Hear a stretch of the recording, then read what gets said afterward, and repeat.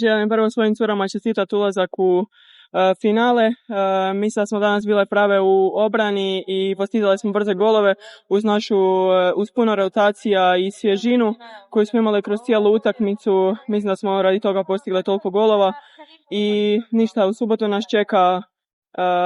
finale i najbitnija utakmica možda u sezoni trenutno i želimo osvojiti duplu krunu i podići pehar prvaka kupa. Čestitke djevojkama na ulasku u finale Hrvatskog kupa, očekivano, možda ne na ovakav način kako je ispalo, moramo priznati da su naše cure bile nadahnute, raspoložene, da su igračice Bjelovara, odnosno ekipa Bjelovara bila bez puno ozlijeđenih igračica, da smo uspjeli u želji da uđemo u finale, da sačuvamo najveći dio ekipe kad bude trenutak od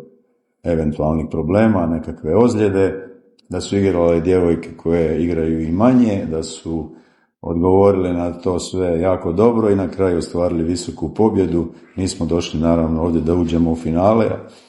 to je bio prvi cilj, došli smo da osvojimo pokal pobjednika Kupa Hrvatske za ovu sezonu i ja se nadam da je ostalo i vjerujem čvrsto da je ostalo u nama dovoljno motiva, energije,